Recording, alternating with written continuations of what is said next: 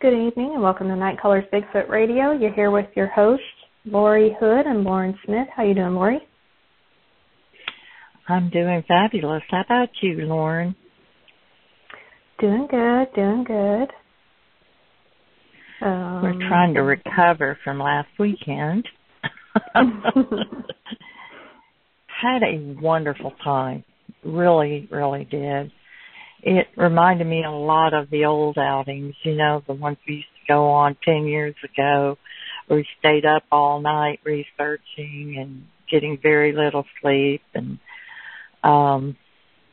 it was fabulous. It really, really was. Mm-hmm. Good group we were with, and just had a lot of fun. We had some technical difficulties with our recorder, so I wasn't able to capture some really unique audio that I really wanted to listen to and study, and it's just the way it goes, and I'm not sure I was the only one recording. I hope not. I hope someone else was. I'd be interested to know if anybody else's recorders went down along with ours, you know. I know, because this area that we went to is notorious for batteries going dead. At one time, we had 13 pieces of equipment go dead. That included phones, video cameras, recording equipment, night vision, you know, just all, and everyone had put in fresh batteries. Almost everyone had put in fresh batteries or charged their equipment before we went down in that area. So, I don't know. Mm-hmm. It doesn't happen every time. But when we did go down to this area, it was very heavy down there. Definitely felt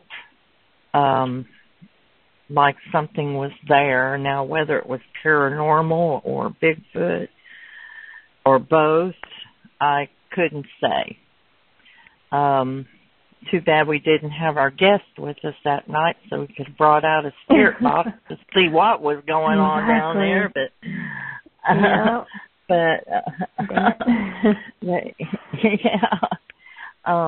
But you know what? It really was a great time. This was an old research area of mine, and I haven't been there in quite a few years. Well, some of the places there I hadn't been to in quite a few years, so it's really nice to go back. What we did notice, though, was an unremarkable lack of wildlife. It was just really strange. It felt as though almost that the area had been compromised, like it had been researched previous to us getting there and all, and it was different. It definitely had a different feel about it. Don't know exactly what was going on. We didn't advertise, but then maybe there was a way that someone found out. I don't know. But it was definitely strange. We didn't hear even a squirrel. And that is so unusual for this area because it's forest. And generally you hear those kind of things. So at the very minimum, anyway. I mean, there was wildlife, but it's just, I don't know. It was, I mean, the first night we all went out, you know, we were doing some calls and stuff, and we didn't hear anything but crickets.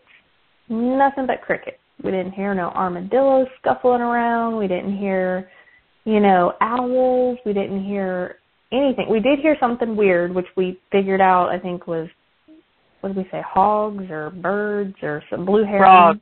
Oh, no, that was blue herons. Blue herons. Right. So we did hear that. Yeah, but that's all I heard yeah. all Friday was just birds, mm-hmm. but no owls. And then the next night we go out and we did some calls, and we finally heard some owls. And we were all so excited just to even hear some owls, because it's like there was just no wildlife out there. It was really weird. Mm-hmm. It was crickets and frogs. Mm-hmm. That's it. There were some interesting sounds in with those owls that had us all wondering if we were really listening to owls. Another thing, too, mm-hmm. is that generally when you hear anything down in that area, it does not have an echo, which these owls had a strong echo, and I could not figure out where they could have been to cause that mm-hmm. kind of sound. So anyway, we did a lot of investigations. Well, some of the group investigated that the next day. So I don't know what they came up with yet. So everybody's just kind of going over everything they've got. So that's where we're at.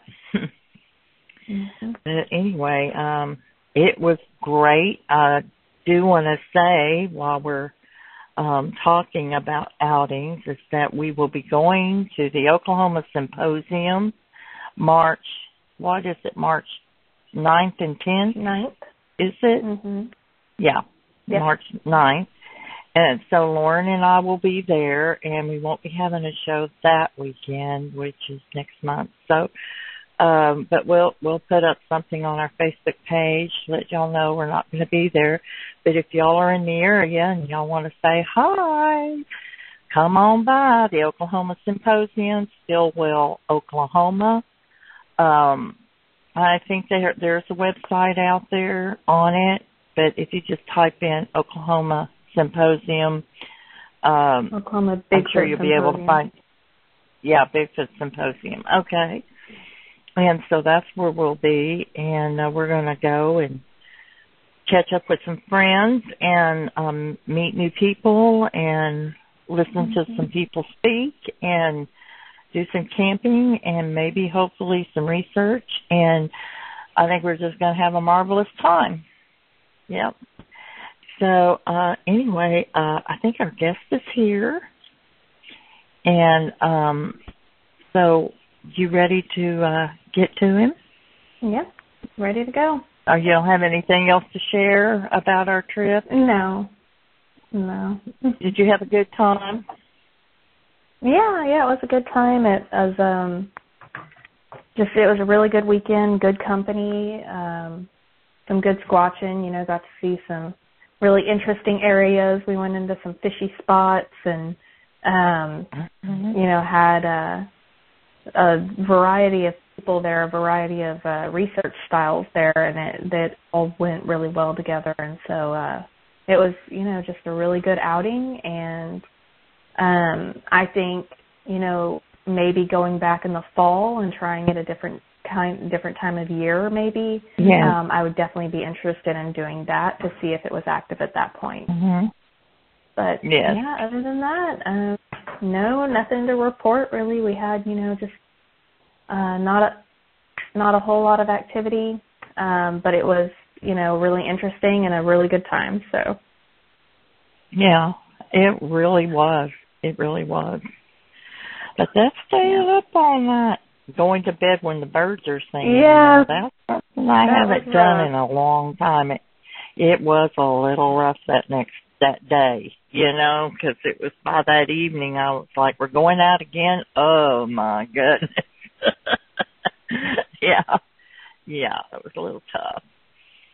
Okay, so our guest tonight is Michael Cook, and I don't know if y'all remember, but he was on a few weeks ago, and he had so much information, and he didn't even get to the best part about their new research techniques, and also his friend Gwendolyn, or his girlfriend Gwendolyn, is also called in, so she'll be on the show tonight too. So I'm really excited about having them both on. So let's quit lollygagging around and get these good folks on the air. Okay. Hi, Michael and Gwen. How are you doing? Oh, great. How are you, Lori? I'm doing fine. I finally recovered from the research outing last weekend. Listen, not as young as I used to be. Where we go to, it takes you a few days to recover also.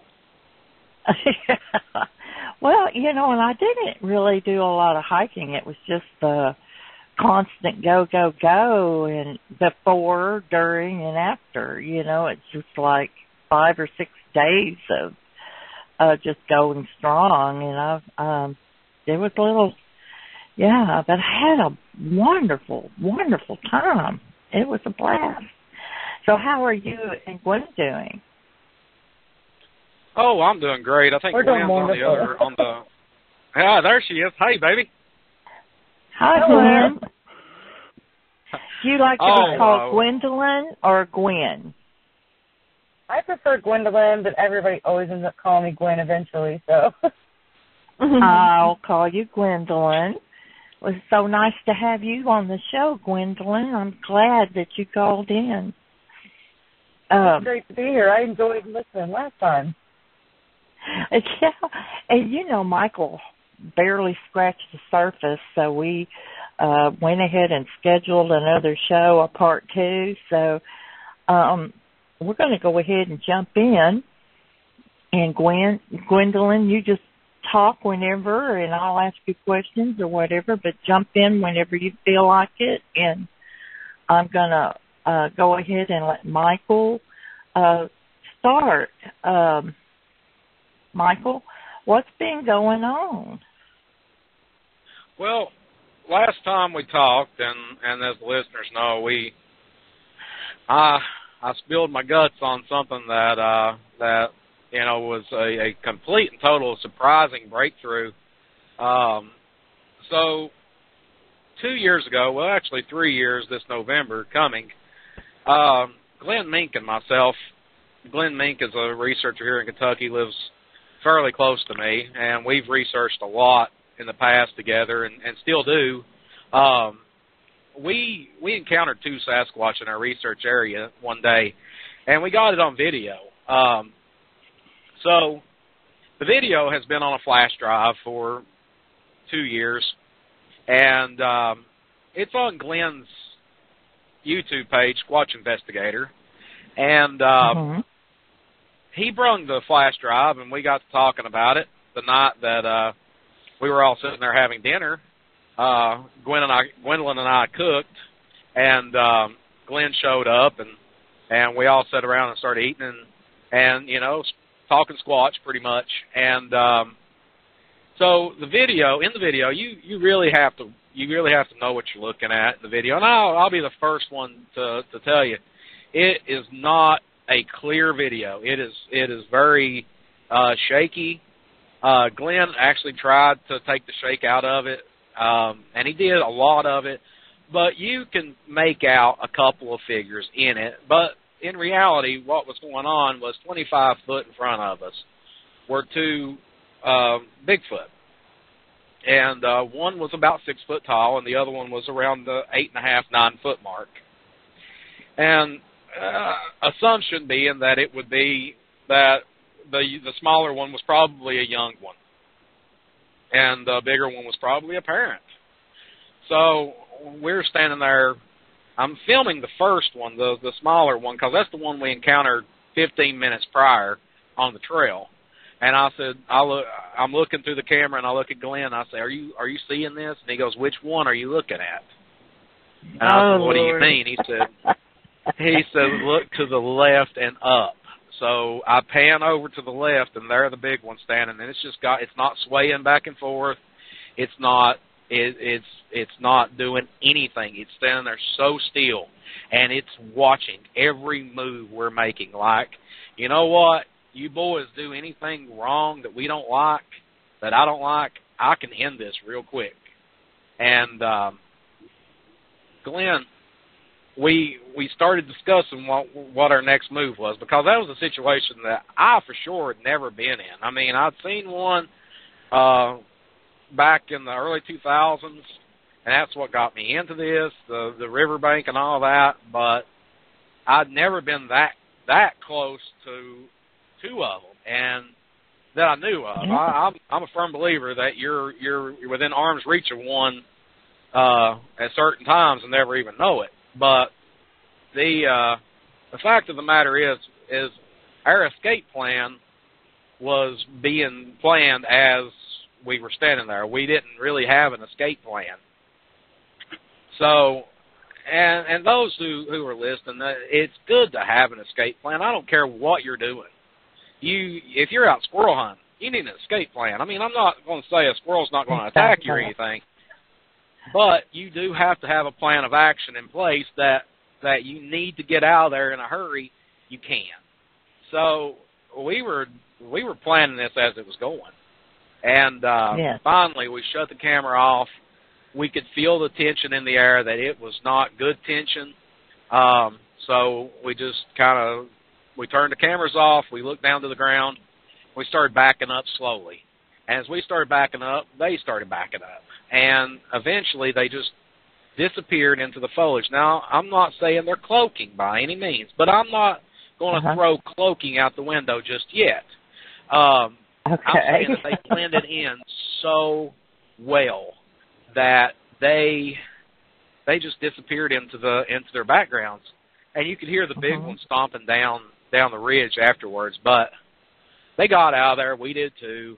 So we went back a couple of days later, and we got up to this spot and everything, and we done a recreation video, and just to see how big this was, how big the big one really was. So Glenn walked over in a roundabout way where they were standing, and he noticed that there was a dip there where the big one was standing. So it was probably closer to the 9-foot range. I mean, it really was a big one.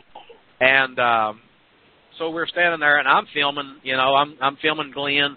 And it was so weird because Glenn was wearing camouflage pants, and he was wearing a bright red shirt. But in certain pictures, you can't even see Glenn, can you, Gwendolyn? Wow. No, it was actually really odd because the camouflage pants blended in, but you could see his red shirt, but it was like he had no legs. Wow. And we got a good kick out of it. Yeah. So we're standing there. We done that. Well, that night it got dark on us, so we're walking out of there, and up ahead of us, probably around the 75-foot mark or something like that. I mean, I'm not a great judge of distance, but around 75 to 100 feet from us, we saw a blue glow. And it was just a beautiful blue light. And it was about head high.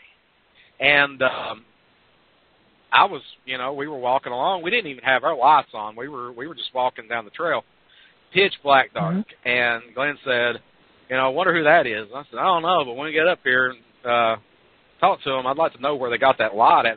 That's awesome. That's a cool looking light. And I started thinking, there is nobody else that comes up here at night but us. And this is a very, very, very used hiking trail. I mean, there's a lot of people in and out there. But at night, they disappear. Nobody comes in there. It's really spooky, really creepy. And so we're walking towards this light, and all of a sudden it starts raising up in the air. And I said, this is not that's not a light. That's not a headlight. That's not a headlamp. And it raises up in the air probably 20, 25 feet or so, and it just gets bright, and all of a sudden it bursts into a big bright flash. Well, I'm standing there, and I look over at Glenn and say, please, tell me you saw that, because if you didn't, I'm having a stroke, and you're going to have to get me off this mountain. Don't let me die up here. You're John Travolta phenomenon.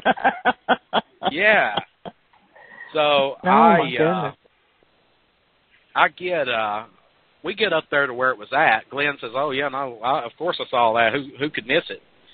We get up there where it was at. There's nothing. There's no residue of any kind of hokey pokey going on or anything. So we're kind of dumbfounded at the time, and I'm like, dude, what was this anyway? Because up until that moment, exactly that moment, I threw the woo, any kind of supernatural, paranormal, anything to do with that, with Bigfoot, I threw it out the window. I didn't have time for nonsense or anything like that. Until that moment, I said, oh my goodness, there's something here, okay? So we're standing there talking, and this rock the size of a football comes flying over our heads and bangs off trees going down the ridge. Well, Glenn, as Gwendolyn knows, she heard the story right from the horse's mouth. Glenn turns to me and says, "Did you hear? He says, "Man, what was that? Did you see that?" And by the time he got that out of his mouth, I was already halfway down the mountain, screaming at him, "Come on, dude, we're gonna die!" And I showed my chicken that night real bad. I was showing my yellow in me pretty bad that night. But we got down to halfway down the mountain. He called up to me, and it dawned on us that we forgot our trail cam back up the mountain. So we had to turn around and go right back up the steep part of this hill. Got up there, figured out that our trail cam is right over there where that rock came from. Okay, so I look at Glenn and I was like, dude, I'm not going over there. You are SOL on this one. I'm not going over there. And he was like, man, I can't go over by myself. And I'm like, yeah, you can. You're brave. I'm not. I'll tell your story, So he hurries up and gets over. And as soon as he gets out of sight, girls, it dawned on me. I was like, oh, my God, I'm alone in the dark now. This is not good. Gosh. So he hurries back, and we got the heck out of there. But later when we got down to the bottom, I sprung my ankle. I mean, there was a whole list of crap that went on that night. I rolled my ankle, sprung it, got to the car. We talked about it on the way back up to my house, and I was like, you look at the trail cam pictures. If you find anything, let me know tomorrow. So along around 3 o'clock in the morning, my phone is ringing off the hook. And I'm like, God almighty, dude. So I answer. I'm like, Glenn, you better be dead. You better be dead or dying. Calling me from the other side, calling me at 3 o'clock in the morning. And he was like, dude, we got something on trail cam. Well, that rose me up out of bed. I'm like, all right. So he sends it to me. I pull it up on the big screen, and I'm like, I see it. It's 3 distinctive lights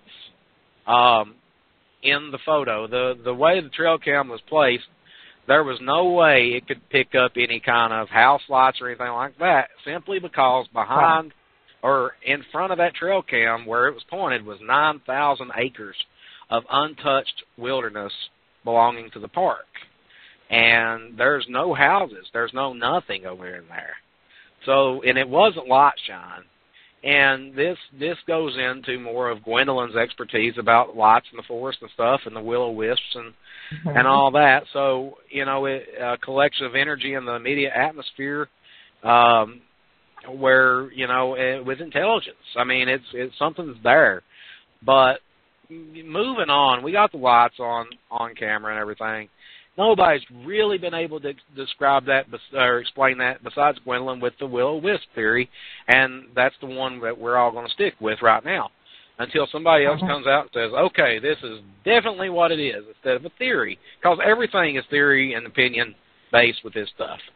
So exactly, nobody's right. Nobody's right. Nobody's wrong. So it's a good field to be in. Mm. So we get fast forward 2 years later. We get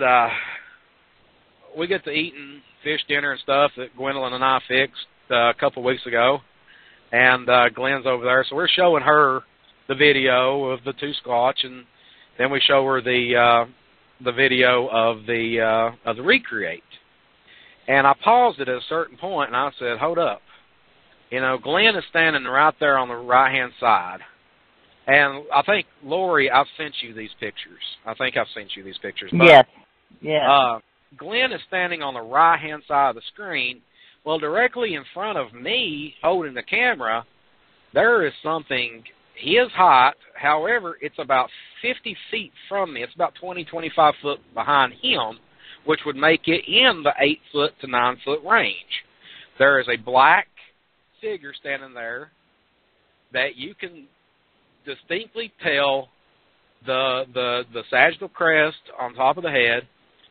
You can make out what looks to be shoulders and pectoral muscle line, and going down into a body. So this whole time we had a picture of this. For 2 years we didn't know about it, and that's about right. That does happen. So. Yeah, and it was, and Gwendolyn can tell you, I'm not being, this is not disingenuous. She can tell you the reaction I had when I first saw it, and I'll let her discuss what she thinks it is right now. Okay. Well, personally, I definitely think that there is something in those pictures. It does have the cone-shaped head. And it does look like it has an arm swing to it. Now, this film that he's talking about, this film was originally taken and saved on a laptop, if I'm correct. Right, Michael? Yes. Okay. So the video that we was able to go back through was a video made up of stills from the original video that was saved on the laptop. Now, as far as I know, the original video has been lost. The only thing we have now is what's been saved in the stills video that was made. Mm-hmm. So when we were looking at the video, there was a collection of stills from the original video. And we were looking at these 3 different stills. And in 2 of the stills, you can see the figure. And in the other still, the figure is not quite there, but you could almost see a figure further back. So it's like it moved. And it kind of surprised me because I wasn't really expecting to see anything there, but there's definitely something in those pictures. Wow. Yeah, and it's so weird because we were there that evening. I never saw anything remotely that would bring my eyes to that area that day. I never saw it standing there, and the whole time it is standing there until that last still where it disappears. It's just gone. And like Gwen says, you can make out something toward a way back area. So is it walking away from us? Is it? And I really hate to say this, girls. I really do. Is it cloaking? Is it starting to cloak? Is it disappearing right in front of the camera lens? I don't know, and that's frustrating as it gets. As the Bigfoot researcher with 20 years experience saying, I don't know. Well, I understand that, but I had a similar experience happen to me. I was filming over. I had the camera in front of me, pointing to my right. And the whole time I could smell like urine, but I couldn't ever see anything. But then when I went back and looked at the video, I caught glimpses of juveniles that were darting in and out all the way through that last part of the video. And I never saw them. And I was looking right in that area, and I never saw them. And there's been other times that I've just been randomly taking pictures, and I think I get something in there that could possibly be one, and I never saw that. I never felt that. At that particular time, I never had anything indicating that they were there. But I do know that they are the masters of camouflage. They can blend right into the forest just by backing into it. And they're gone. Well, that deer can do and the same thing, you know. I just don't think they're disappearing, really. I think that they're just, well, that's my opinion, you know, but, you know. Well, you know, you were there, I wasn't. You go back to October 6th, 2018, this past fall, you know, and Gwendolyn, myself, and our friend Kenny had one of the most amazing experiences of my day, and I know it was for them too. But we never saw these creatures walking around us. We could hear them, big, heavy footsteps walking around us. And it wasn't toward until we were making our way out of that situation when I turned and seen one walk across the trail. And I'm talking about an 8 to 10 foot wide trail. Took one step across it, and I saw the silhouette of it. I didn't see any details. And, you know, that whole situation we got in that night, it was both amazing. It was both amazing and frightening at the same time. It was one of the most amazing experiences I've ever had, and I would even top it, ranking up to the most frightening experience that I would have in the second place, because the most frightening experience I ever had was almost losing my kid a few years ago. Oh, my goodness. But that was, I would rank that experience with it would be a number 2 of the most frightening experiences I've ever had in my life. But could you tell us about that experience? We'd love to hear about it. About my son. Oh, yeah, about the most frightening experience other than your son, the one you're talking about right now. Was this where you were surrounded? We were surrounded, yes. Well, can you begin at the beginning on that story? Go ahead, babe. Well, we started off, we were just going to go up. We were going to look around for some signs that there could potentially be Bigfoot in the area. And we were seeing some pretty good signs, but we went up to a cliff-based little outcropping, and we got caught up in the sunset. I mean, it was beautiful. You could see all out in front of you. You could see the mountains, the trees. It was gorgeous. So we got caught up watching the sunset before we realized it was probably going to be dark before we headed back down. So we all decided we need to get our stuff together and we need to head back down the mountain. So we had these 3 little dim flashlights with us, conveniently. And as we were making our way down. Oh, no. Yeah, we just so happened. We weren't prepared to be there. I had no intention of staying up there at night, by the way. I was tired. We were both completely spent, by the way. We just had come off a 48-hour investigation of a demon house in Indiana. Oh, so, wow. I mean, literally, the day prior is when we came back from the demon house. So, go ahead, babe. And then, well, after the demon house, he was scheduled to go to 2 different library little get-togethers, and then straight to the place where we had our experience that night. So it was a really busy couple of days. But as we were coming down, I'm pretty sure all of us agree that we were hearing things as we were coming down the mountain. I heard little clinks and footsteps, and I think a couple times Michael heard something sliding off of the rocks. And we finally got down to what we thought was a safe distance to where if we needed to get out, we could. So we decided to stop and kind of wait and see if we could hear anything. And Michael did a couple calls, and he knocked against a tree once. And that's when we started hearing things coming from where we had just left, coming down towards us. You could hear just little signs. You could hear footsteps you could hear things getting thrown. And before we realized it, we realized we were hearing it on all sides of us. And that's when Michael looked at us and he said, pretty sure we're surrounded. Oh, my goodness. Yeah. So even your escape route was blocked, right? Even your escape route was blocked? That was the only way that wasn't blocked. It was almost as if they were trying to herd us out. I see. Because that was, our pathway, the pathway down was the only area that we weren't hearing noises.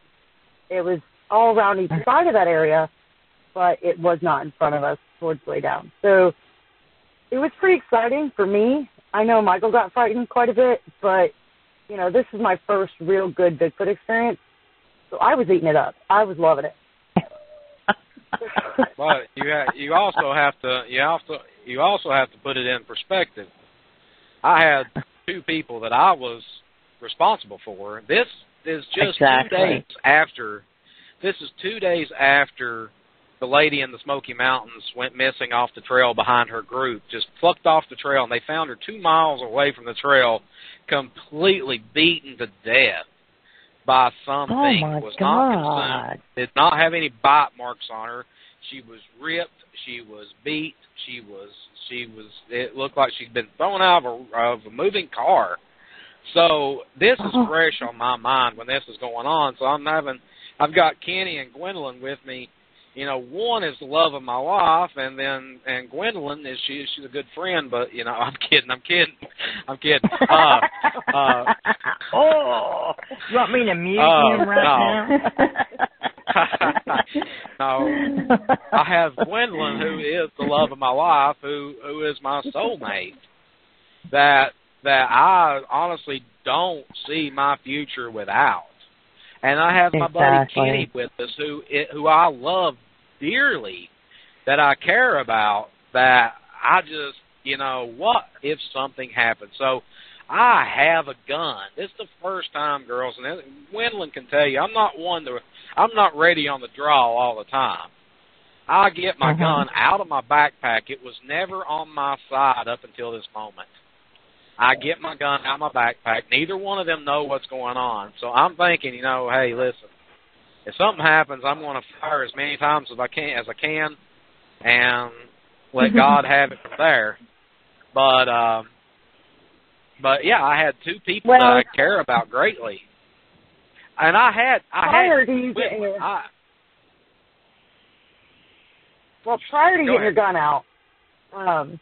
getting your gun out, we started hearing really loud wood knocks. And I think that's when things got a little tense. Oh, yeah, and they were coming from real close to us. And then Michael said, you know, it's time to go. It's time to go.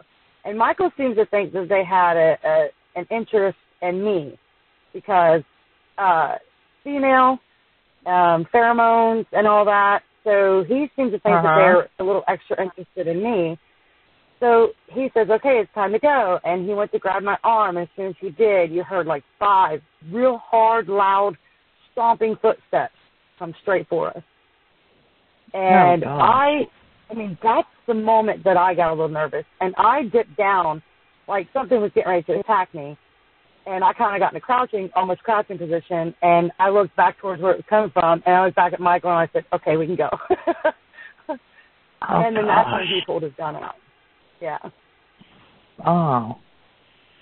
Well, I know Michael. I have to ask Gwendolyn a question. Gwendolyn, are you a sensitive? I am, yeah. Well, I think that's something that they do pick up on, and I'm not trying to get out there in woo country, so people don't panic.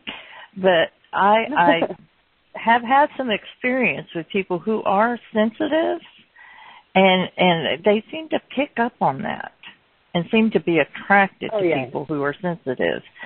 So that could have been part of it. And so anyway, continue with your story. I just had to ask that question. Oh, I most definitely agree with that. But I just want to point out that Michael would never, ever fire his gun without complete and total justice to do so. Probable he would cause, never, yes. ever. Right. So I'm glad he had it with him, though, in that situation. Honestly, I'm glad he had it. You know, because I don't think that there's anything wrong with carrying a weapon, because you never know what you may encounter, and especially considering what happened to that lady. Don't know. I would have even been in the Smoky Mountains at the time that something like that occurred, because obviously what happened to her could happen again, because they didn't catch who did it. They don't know who did it. I would have just been, I don't think I would have been up there in the first place, but okay. Well, it goes back, it goes in, that goes into the territory of David Pilatus, and I'm not claiming anything or anything like that, but if you have not read, any listener out there, if you've never read a Missing 411 book, you need to pick it up. Catch the series on History Channel. I mean, people disappearing out of their cars still running. There's never a sign of them again. I mean, people are not doing that, folks. I'm sorry, but serial killers get caught. That's just how it happens.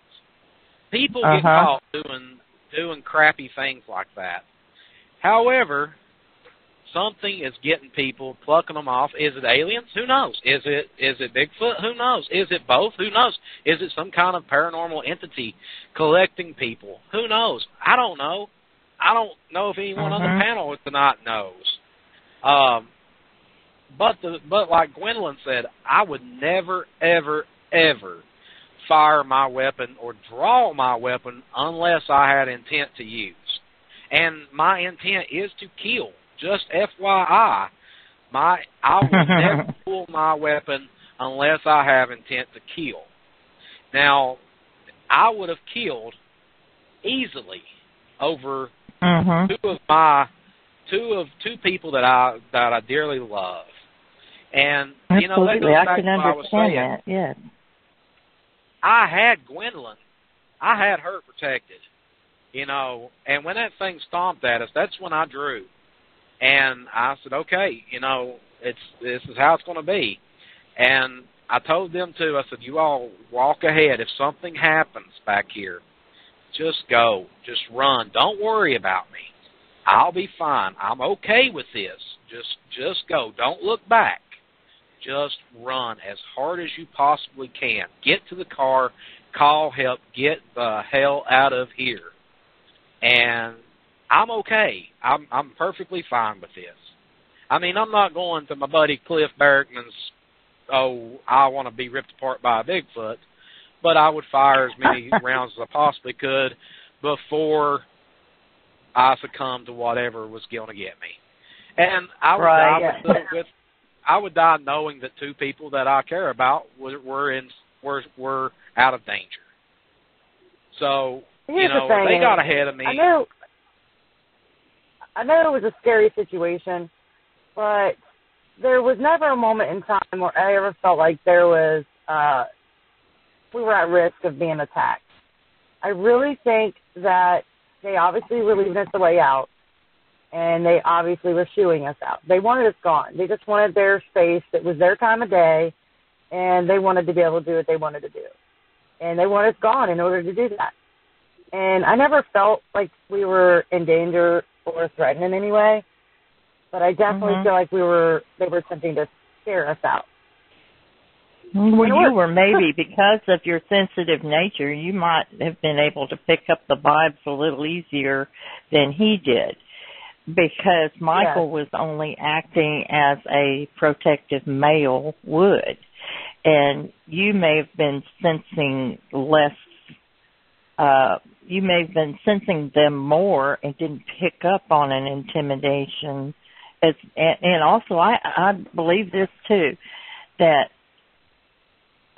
well, for instance, me and another fellow were in an area that it was known that men felt uncomfortable in this area. And during the time that we were there, he was feeling intensely uncomfortable. And when I would go stand in front of him, I could feel that it was almost like a tractor beam on him, an invisible tractor beam of intimidation, you know. And so he was totally feeling it, and I felt nothing at all. And so that could be what was happening up on that ridge. He could have been getting slammed, and you were just feeling nothing because it wasn't directed at you.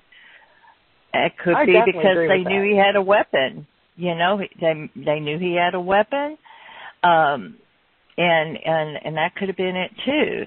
And so, you know, I've been doing this so long, and I have seen so many different reactions. I've seen people laugh and just having the biggest time, and it's a very serious situation. And it's because they aren't feeling or experiencing the same thing as the person next to them is, who might be getting slammed with infrasound, or who is getting that tractor beam put right on them, or who may have heard or smelt or even sensed something more than the other person. And so, yeah, I can, you know, this is so realistic to me because I can really see how that could have happened. How you felt no threat, but he was probably feeling 6 times the threat because there was at least 6 around you. So they may have all been looking at him with a mug face, you know. So, yeah, I definitely agree with that. You know? Yeah. So, anyway, I agree 100% with you all. I really do. And yeah, it is the nature, and unfortunately it's the male nature of the beast. I mean, we are there to protect who we love and who we care about. And, you know, like I said, I had Gwendolyn, you know, my biggest worry, and I think Gwen, we've talked about this, I think she will agree with me on this one, but my biggest worry was our friend Kenny. And Kenny, I think if we wouldn't have got out of there when we did, Kenny would have probably stressed himself into a heart attack. And, exactly. And it could have been happening to him too. How did Kenny feel? I'll let you take that, baby. He was scared. I mean, you could see every bang, everything that got thrown, every footstep we heard. His face got wider and wider. And still to this day, he really does suffer from some PTSD from it. And he was really afraid to talk about it. Up until recently, he was kind of forced into talking about it when we were going over some stuff. And he said just even talking about it brought all that fear back to him, and he started getting sick to his stomach. So that's how bad it scared him. We actually went through can't talk a whole lot about it. We went through an interview though for somebody, and this we got interviewed separately for this, by the way. None of us were in the room with each other when we were talking. I went first, and then, Gwendolyn went, and then Kenny went. And after the whole interview was over with, and we were in person, we were face to face, not on a podcast or anything, in this room with this guy interviewing us. That guy came to us later and said, you know what, your stories lined up so perfectly, but Kenny has some serious, he had to stop at several times during the interview because he was tearing up. And, you know, it really is a bad feeling. It's the worst feeling in the world that, you know, for me, and I'm not speaking for Gwen or Kenny, either one, I did feel like I was responsible for both of them that night. Do you all know, and I've told Gwen this so many times, do you all know how bad I would have felt? I mean, I would not have been able to live with myself if something would have happened to either one of them. And that's why I put them in front of me going out. That way I could look like the weakest link, and they would take me instead. As long as they got out safe, that's all I cared about. And, you know, were we in danger? Was our lives being threatened? Probably not. But in that moment, I felt like the best decision to make and I'm not a leader by no means, but I felt as a leader, it is time to get out of here. It's time to move on. We've had our experience. They've had their fun. Now let's not push our limits. And, you know, we got out of danger, what I felt was danger, and I was standing there. You know, we were at this little shelter place that's got bathrooms and stuff at the bottom of this trail. And it's made of tin and everything. So we're standing there, and I finally, for 45 minutes, I finally took a breath. And I was like, whew. I started laughing. I said, well, do you all think, what do you think about Bigfoot now, guys? And as soon as I got that out of my mouth, there was a rock got thrown to the side of that building, and it sounded like a shotgun went off. And I said, oh, gotta go. You know. But we'll get to the craziest part of this here in a few minutes, but we got down to the bottom, on down to where the parking lot is, and when I knew we could make it to the cars, so we stood there and was talking, and Gwen, take it from here, what happened whenever we got down almost to the parking lot and stood there and was talking? Well, we got down to a certain point, and it was where the ground leveled out. And right when we got to where the ground leveled out, all of a sudden we heard this real long whoop off to our right. And then we both looked at each other, all three of us looked at each other, and we were like, we just heard that. That was the most exciting point for me because that was the first whoop I've heard in person. And then another one up higher on the next ridge, a real long whoop. And then another one up on the next ridge, real long whoop. And then it started back over again, back at the bottom. And then it got going so fast that they were all just a chorus of whoops. And they just kept going and going and going. And it was wild to hear all those Bigfoot up on those ridges. And they were just, it was like a war cry, like, yes, we got him gone. This is our territory. This is ours. We got him out. And it kept going and going and going until we finally was like, okay, we probably should go. So that's when we got in our car. And after we got in our car, we rolled down the windows as we were pulling out. Still could hear them. Oh, my goodness. Now, you all heard that. You all heard about the whooping and about what happened with up higher up and everything whenever we got surrounded. All right. Now, I heard you girls talking. I was on the line when the show started about batteries going dead and this and that. Well, we've had the same issue. Not only that time, but the time after that also. Our batteries in our phones have started dying and stuff. They go from fully charged 100% to 50, then 25, then nothing in a matter of just 30 minutes or so. Now, that being said, when we got down there where all this stuff started happening, and right before I looked at them and I said, I think we're getting surrounded. I'm pretty sure we're surrounded. I told Gwen, I said, go ahead and turn on the recorder. Start recording this. Well, at first, we went on your phone. Which was, by the way, at 100%. Yeah. At 100%, it went from 100% to dying, dead, gone. Oh, my God, I know how that is. So Gwen switches over onto her phone, and she instead, because we had a bunch of footage and stuff from the days before at the Monroe House, the demon house we were talking about. We had a bunch of footage from that, and her memory or whatever was. So we decided we were going to. She decided to go on YouTube Live. Now, let's go 48 hours. For 48 hours in this alleged demon house, haunted by demons, we were hours. You can go on our YouTube page, Uncharted Para-Cryptid Studies on YouTube, and watch the hours and hours and hours of YouTube Live video we shot while we were there. Now, mind you, we only slept 8 hours in 48 hours. It's the only time we slept. We just slept 4 hours a day.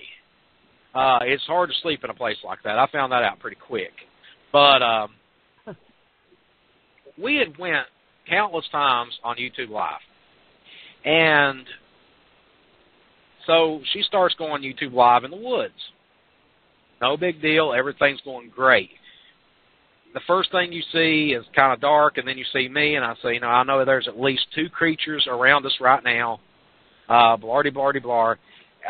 We got a growl.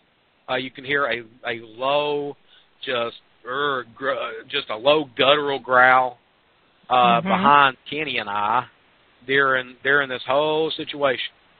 Well, we're recording this.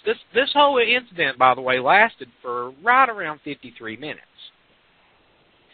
and we got the whoops and everything. We were still YouTube Live till we got to our car. Okay, Gwen's phone held up. She had an external charger with her, charged it up in the woods before we ever started doing this. So it was on full charge.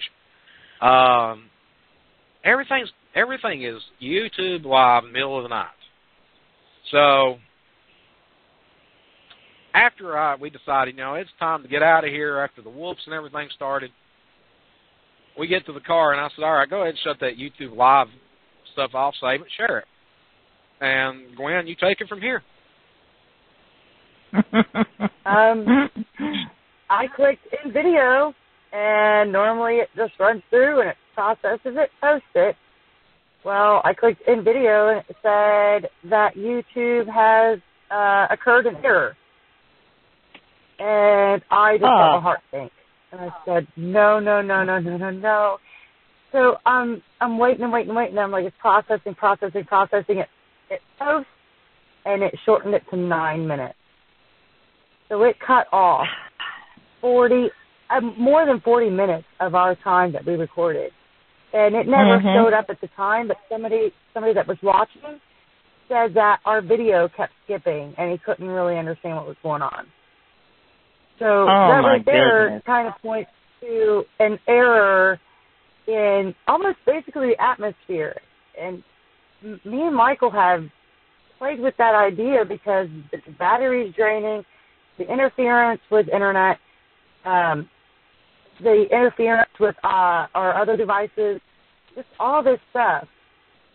And Michael and I have kind of gained our theory of our own where, what if Bigfoot's putting off EMF, strong EMF that's causing all of the frequencies to be messed up and basically absorbs our batteries and interferes with the frequency of the internet.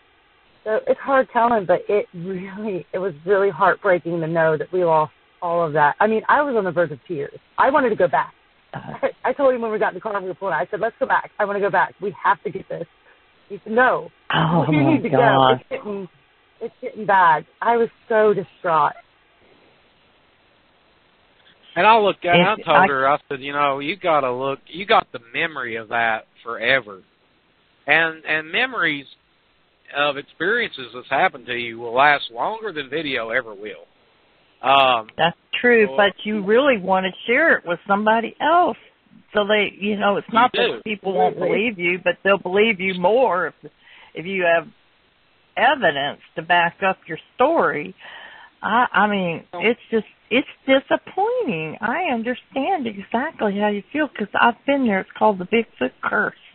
The Bigfoot curse, and it happens to everybody. Oh, well, and Lori, it's like this too. I made a rule that night. We got back we got back home and everything, and I was like, you know what? New rule, not going back on it, and we haven't. New rule, no more YouTube Live ever. We're not doing YouTube Live anything unless it's a Q&A session or anything like that. That way, we're not going to get crap lost on us. So, you know, but with this is a very good segue, by the way. Gwendolyn talking about our equipment and everything. You know, we are on the front lines of revolutionizing Bigfoot research and paranormal research also. And we'll get to that here in a second too. But you know, we are because everybody has been waiting to hear about this new, you know, revolutionary way of looking for Bigfoot. And I love to hear new ideas, and this is definitely something I have never heard of. So continue on, please. Speaking from experience, almost 20 years doing this, I have stayed away from the spooky stuff. I am not good. I'm like Shaggy and Scooby in a haunted house. I really am. I can see a Bigfoot, y'all. I can see a Bigfoot. I can't see a ghost. But Gwendolyn talked me into going to the Monroe House and everything, and I had an eye-opening experience there, and several. But I realized that there's a lot more out there that I really want to know.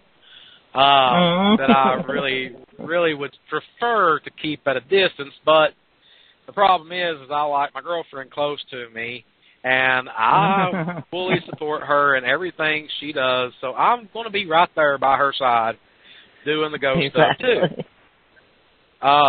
So it was her idea. This is all her idea, by the way, and I'll give her all the props on this one.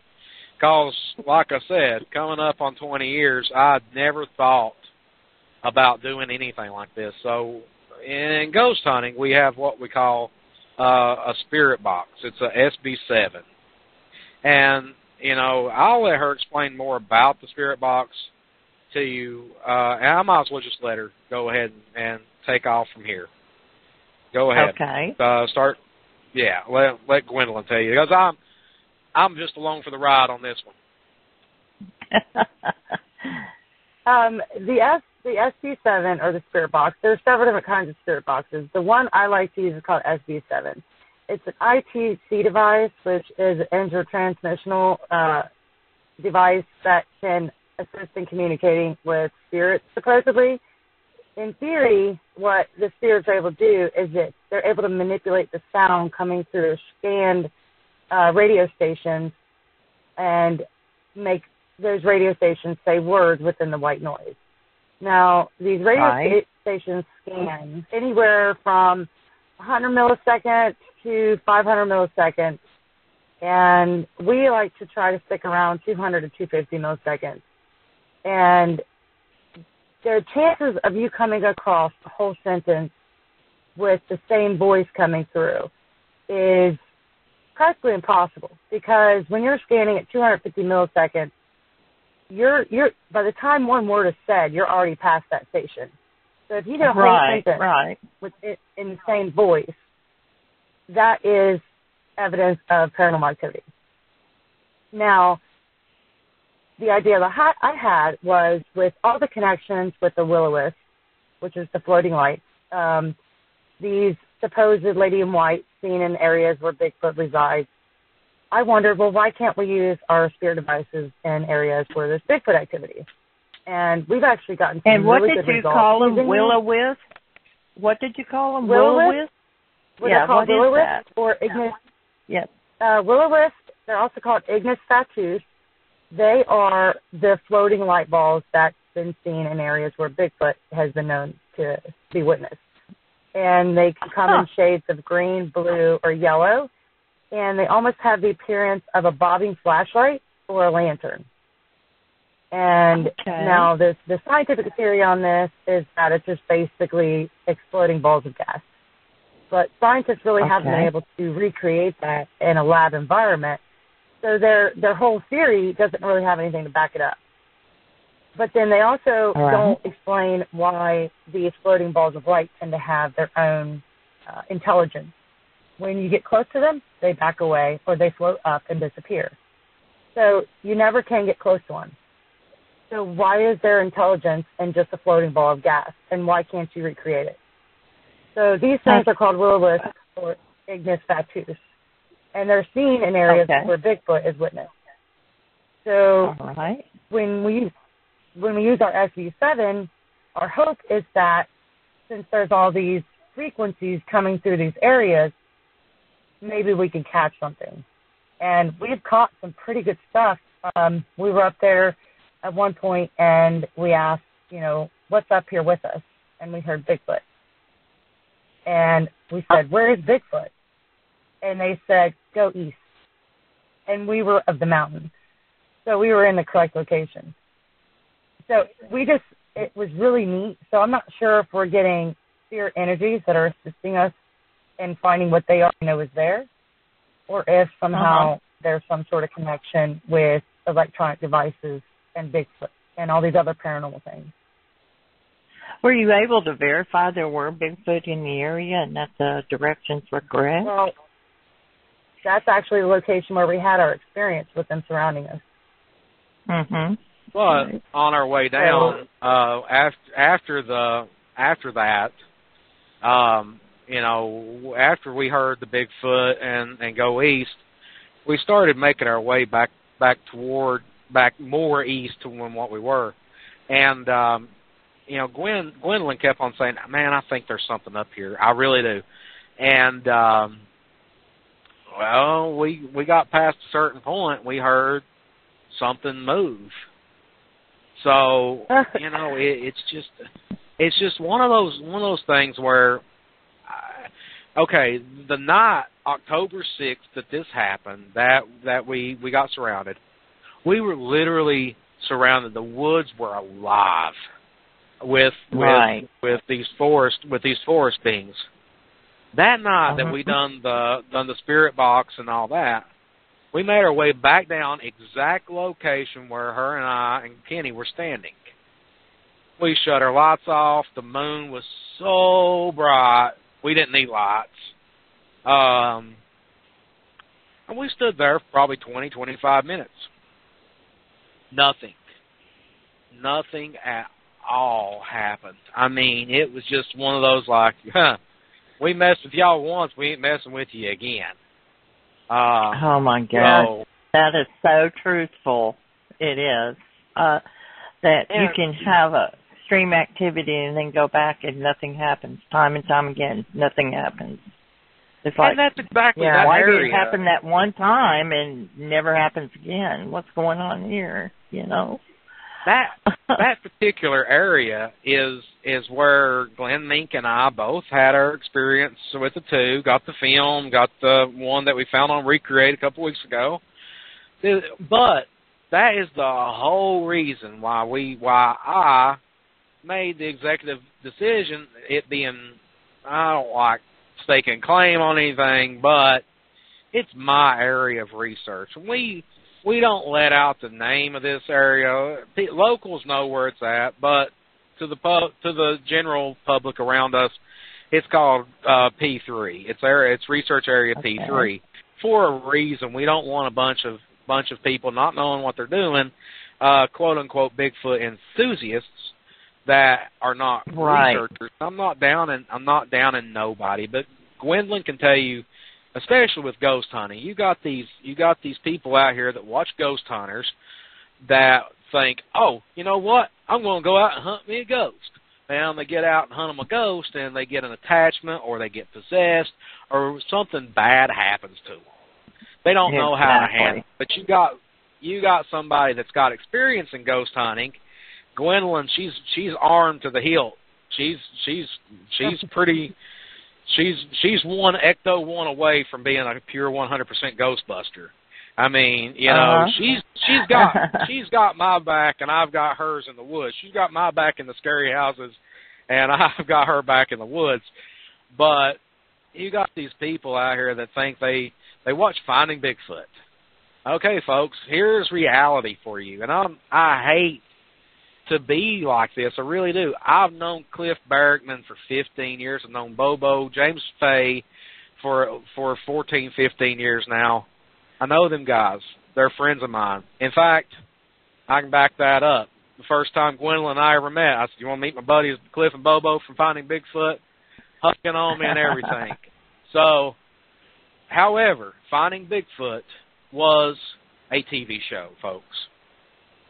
Mm-hmm. Nothing more, nothing less. And I talk about this in my presentations because one of the main questions I get asked is why didn't Finding Bigfoot find Bigfoot? Well, then it would have been show ended because Finding Bigfoot would have been Bigfoot found, and that would have been the end of everything.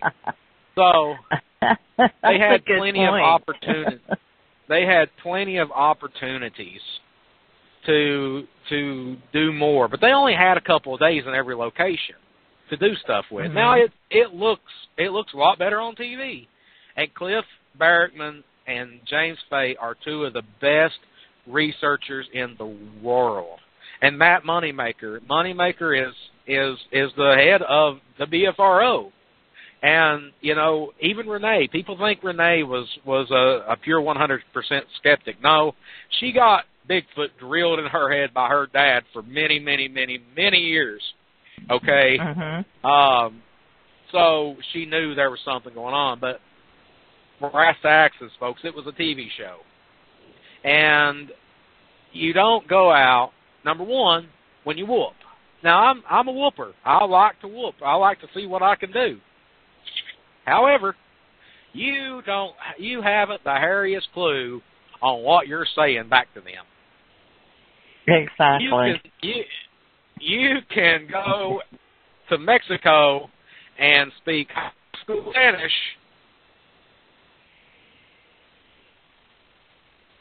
A little bit on the right track, but you're not going to be fully on the right track. You're liable to piss somebody off. So when you're out here whooping and screaming and going on, you don't know you could be what you're saying. Yeah, you could be asking for a date. You could be challenging him. You know, maybe that's why they surrounded us that night. I let out a couple of whoops, and they were like, "Okay, here we go. Let's do this." You know, and then they get to me and they're like, "Look at this little fat hairless monkey. You know what? What do you think he's going to do?" So you know, you don't do that. So we keep our areas pretty secretive, and it's for protection, not only for people, but for our subject individuals. We want these creatures protected. Now, listen, I was ready to draw on one and shoot one in the head that night. However, I know. I am not that would be the last resort, folks. That would be it. That would be it, because I would be protecting somebody I love. Now, am I going out with a 300 Win Mag that I use in the woods for deer hunting to hunt Bigfoot? No, absolutely not. Absolutely not. I'd rather get one on film. I'll shoot it with my camera, and hopefully that will be it. However, every researcher knows this but hates to admit it. And I don't give a crap whether you say it's no-kill this, no-kill that. Sooner or later, to prove to science, to society, to the world that these things exist, somebody is going to have to produce a body. And that's going to be pretty sad day when it happens. And I get asked all the time, and I know you do, and I know everyone do. What if we wake up in the morning? What if we end this interview tonight? We all go to bed, and we wake up in the morning, and our news feeds are filled with CNN, Fox News, MSNBC, every news outlet on Earth. Everything is drawn to, say, the Pacific Northwest. Bigfoot body found. Hunter kills Bigfoot. Is the search over? Absolutely not. No, it's not. Simply because I like doing what I do. Now, it don't take priority in what I do. I would rather any day spend a day with my girlfriend, her kids, or my kid. Any day, I'd rather do that than go out in the woods. I like. What if it was after it's revealed that they truly exist, the body's been found and everything? What if it was made a law that you couldn't seek them out? You couldn't research them anymore.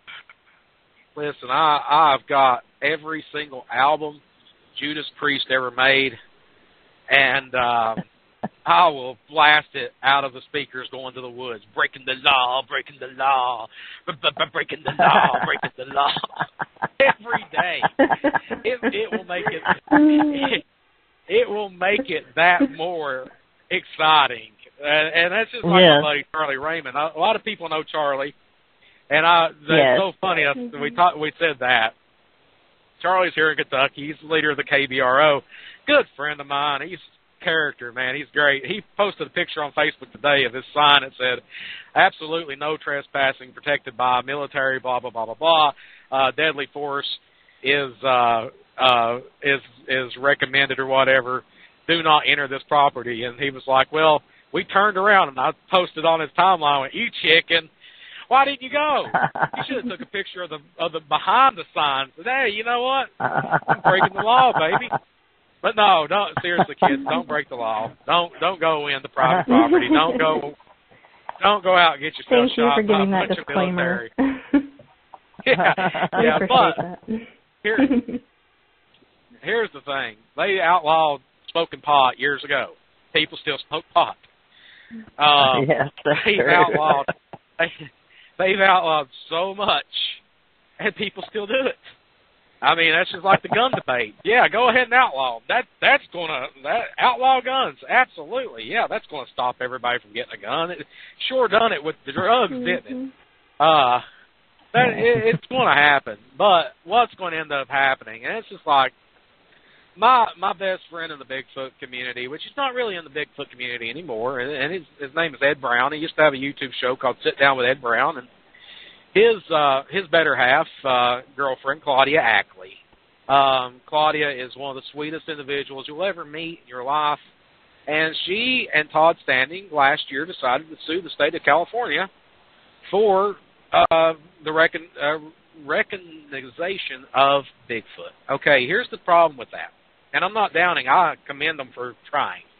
The case was thrown out of court. And before I get into this a little deeper, I'm going to say this. You can say what you want to say about Todd Standing. You can say he's a hoaxer. You can say he's a liar. You can say everything you want to say about him. But I'm going to guarantee you that you've been called that yourself many times. And I will not discount anything Todd Standing comes out with, simply because he's getting out and doing it. But the way they done the lawsuit, they wanted to sue for the Fish and Wildlife of California to recognize Bigfoot as a known animal. Well, that's not going to happen. Instead, what they should have done, the wording was all wrong in the lawsuit. It's all how you word things with court of law. And believe me, I've dealt with court systems and stuff, with careers and everything like that in my past. So it's all in how you word things. What somebody needs to do is word it to, I'm going to sue the state of California, state of Kentucky, whatever, for the acknowledgement of the possibility that Bigfoot might exist, that Sasquatch might exist. And that actually throws their arm behind. You really do. And that's because you're not suing for them to say they are real. You're suing for them to acknowledge the possibility that they exist. Every day, I can see that. Every day for the last week, I have seen these news articles popping up here and there of quote-unquote extinct creatures that were supposed to be extinct, that they don't exist anymore, like dinosaurs. However, these things are popping up all over the world, clouded leopard. I forget what the real name is, but the leopard that went extinct in Taiwan was recently discovered the last 2 days, well and alive. There's different species of animal being discovered every day. Animals that are deemed extinct being rediscovered every day. The Tasmanian tiger, the thylacine. I work closely with a team out of Australia that are on the brink of de-extinction is what it's called, where they bring a creature out of extinction, but it's coming off the list of extinction. It's not actually being recreated in a lab or anything. They've tried that. This is not Jurassic Park. But the simple fact of the matter is the thylacine, I can tell you right now, believe me or don't believe me, I don't really care. The thylacine is back from the brink of extinction. I've seen the videos. I know they're out there. My name, Michael W. Cook, is on a peer-reviewed paper that is going through the governments right now of Australia and New Zealand, that they will be back, and it is going to be a protected creature. So when you get right, all that was for this, okay? They outlaw us hunting for Bigfoot. Great. I'm not hunting for Bigfoot. I'm out hiking. Okay, what are you doing with that thermal imager? I'm looking for deer. Bobcat Goldthwait said it best. The byproduct of looking for Bigfoot is simply this. You get out hiking. Lose a little weight. You see things that people don't get to see every day. I know people in my personal life that have never been outside of a city park. I know people right now that's never stepped foot outside the sanctity of their own yards. But Gwendolyn, myself, and hundreds of thousands of others like us, we get out and see things all the time. Do we see Bigfoot every time? Do we see ghosts every time? Do we see Mothman every time? No, absolutely not. But we get to see things that nobody else gets to see. It's true. And it's a blessing. It's a. If I could interject for just a moment, kind of rewinding back just a little bit when we were talking about new and inventive ways of going Bigfoot hunting, basically. We have incorporated our ghost hunting equipment into our Bigfoot hunting. Now, when I say Bigfoot hunting, I don't mean we're going out there with intent to kill. We are literally just going out there with the intent to gather evidence. Right. And mainly that's just to share our evidence with other researchers and to bring awareness to the general public, because we know they exist. And we want everyone else to know that they exist as well, and to take caution when you're out in the woods, and to respect the woods, and to enjoy the woods. And I like to create equipment from scratch. And I recently created a device using natural metals,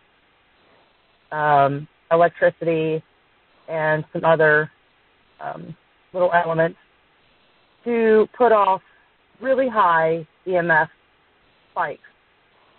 And with our theory that Bigfoot could possibly be putting off some sort of EMF wave or other frequency, our hope is that we want to see if this device that I've created that puts off high EMF waves to the point where you shouldn't stand in front of it because it can start messing with your psyche. Like, it puts off some really high EMF waves.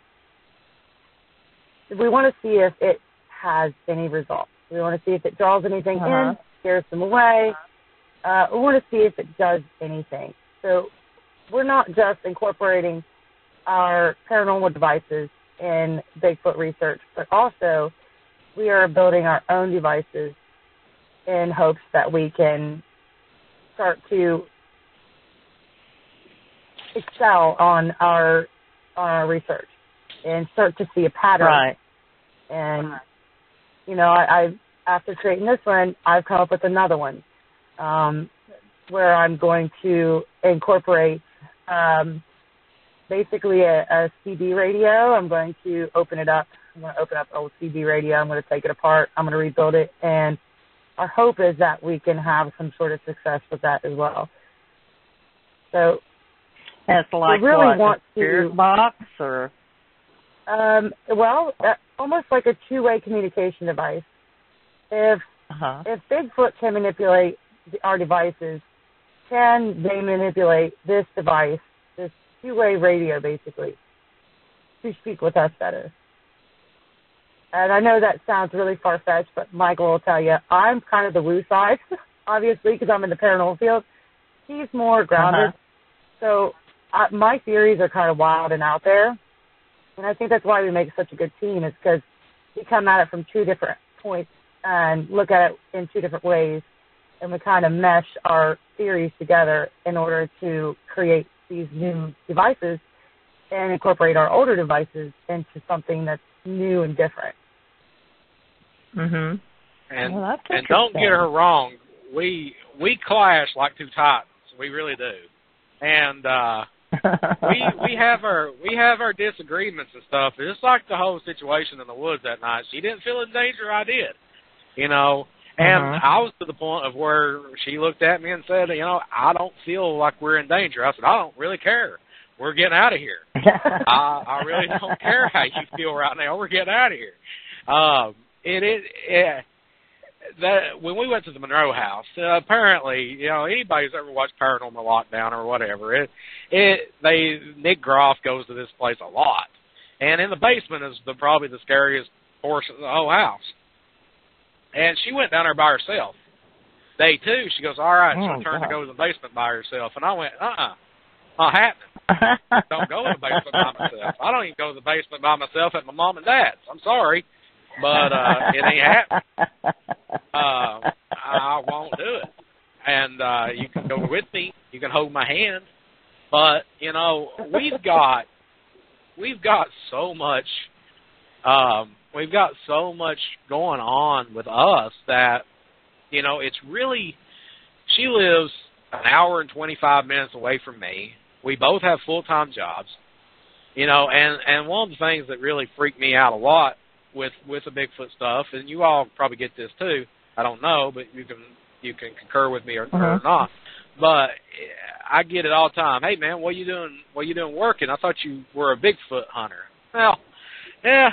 Oh my goodness, we wish it was full time. Yeah, that's what we're working toward. However, here in the next 15 years or so, when I hang my hat up and I come home for the final time, yeah, I'll be a professional Bigfoot hunter then, getting paid from the mailbox. But this certainly does not. It costs more money than what we actually make. It really does. And it's a huge sacrifice in all directions. Yes. Well, you look at the ITC devices, and Gwendolyn can tell you more about the prices, but on the low end, a very used SB7 like we use is $70. On the high end, brand new, these things are $200, $300. EMF detector. Just look up EMF detector online, Amazon, $75 to $100 a pop. I mean, wow. Come on. Your best bet for an EMF detector is to go to an electrician who is updating his equipment and get his old one, because electricians use EMF detectors all the time. But the SLS costs upwards of $500. Oh my! There you go. I mean, but here's the thing: the experiences, the memories you get, it's priceless. Money's just money, folks. I mean, you know, I'm not made of money. I'm not rich by any means. I've got a very well-paying job that I kind of like. Gwendolyn works for a living. She gets paid well. Well, we don't have the money between either one of us to do this for a living. We really don't. Mm-hmm. We will still we will still have to get out and do our work, and then Bigfoot and ghosts take the back seat because our kids, our dogs, us, we come first before all other things. We come first, and our kids on top of us come first, and that's what a lot of people don't understand. To go to a ghost house, to go to a haunted house, depending on where it's at, you're looking on the low end. Again, a low end is $150 a night. You do that in a hotel, you're going to be staying in a very nice hotel for $150 a night. Yes. You do it in a haunted house, you're going to be sleeping on a cot. You're going to be sleeping on a cot or the floor for $150 a night. Yeah, the low end is $150 a night. The high end is more like $1,200 a night. Yeah, for one night, 8 hours, not even a whole night, 8 hours of investigation at Waverly Hills Sanitarium costs you $1,000. 8 hours. Oh my God! You can't do. You're going to spend 3 of that setting your equipment up. So you got 5 hours to. Well, no, you got 2 hours to investigate, 3 hours to tear down. Oh my goodness. So, yeah, it's an expensive habit. I mean, a hobby. It's an expensive hobby. I said habit, but yeah, it is a habit. It's one of those where eventually, you're going to have to unpack the Bigfoot cigarette, light up one every now and then, or take you a drink of the ghost juice and go out ghost hunting. I mean, it's like anything, though, girls. I mean, girls and guys out there, you want to do it. Have at it, but don't get into something that you don't know anything about, that you've seen so-and-so on Mountain Monsters out here hunting the Piggly Wiggly of East Fork. Don't go out looking for that. Don't go out looking for the Hootenanny. And because here's the thing, what are you going to do when you find it? And that's kind of like the dog that chases the car. What's he going to do when he catches it? Yeah, what are you going to do? Because I haven't got to that point yet. I don't know if y'all have. I haven't got to that point. What am I going to do when one day, when I'm in the woods, and a Bigfoot, a Sasquatch, walks out and says, all right, man, here I am. Yep. What's your next move? Hell if I know. Take a picture, hope to God he don't rip me from limb to limb, throw the camera as far as I can away from it, hope it don't find it somebody does. I mean, we enjoy doing what we do, and we like having fun doing it, and, it does not pay the bills. Absolutely not. We get to do stuff like we're doing right now. We get to talk to awesome girls, and thank you, and have fun, have a bunch of laughs, and it's just it's awesome, and it is a truly amazing life that we both live. It is. It truly is. And you I agree with you. You have these people out here that put Bigfoot above all else. You take Bigfoot away from them, they're left with nothing. You take Bigfoot away from me, I'll still go to work tomorrow. I'll still be off this weekend. I'll still get up and put my shoes on. I'll find a different hobby to do, but I don't want Bigfoot taken away from me. Gwen, on the other hand, you take her paranormal away from her, she'll still get up tomorrow. She'll still go to work. She'll still have her kids. We have lives outside of this. So, that's good to hear. We're ticking down on time. I'm going to plug a couple of things. And do it quickly because we are no longer streaming. Okay, so this is recorded. I will be at the Harlan CryptoCon in June, on June 8th, speaking. Gwen will hopefully be with me there. We will also be at the ECBRO Virginia Bigfoot Conference on June 27th. And we have the Uncharted Para-Cryptid Studies team on Facebook. You can find us on there. Like our page. Send us a message. Uncharted Para-Cryptid Studies on YouTube. and the Uncharted Para-Cryptid Roadshow coming to a town near you with haunted items and Bigfoot footprints from around the world. All Gwen, you got right. anything? No, I think you covered it all. I do want to say thank you both very much for letting us come on. Oh, thank you so much for coming on, both of you. You were wonderful. I enjoyed the interview tremendously. And we'd love to have you guys back on. Keep on working with what you're working on, and I'd like to see where that takes you. I really would. So keep in touch. Ma'am. Thank you. Okay? All right. Thank Absolutely. you so much. Well, I have a ECBRO conference ad I need to play real quick, and then we're going to go ahead and end the show. So, everyone, good night, and thanks for listening to Night Caller's Bigfoot Radio.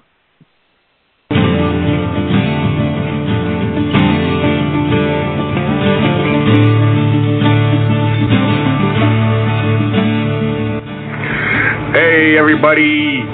This is the ECBRO's host. The East Coast Bigfoot Researchers Organization is hosting the annual Virginia Bigfoot Conference. That's right, the annual Virginia Bigfoot Conference is happening June 29th. Guest speakers, vendors of all sorts to cater to everybody in the family. Food and drink, book authors, film producers, raffles, and so much more. You're not going to want to miss this. And our event, June 29th, is followed by a week-long camping expedition. For more details, visit our website at virginiabigfootcon.com. You do not want to miss this event. Hope to see you there.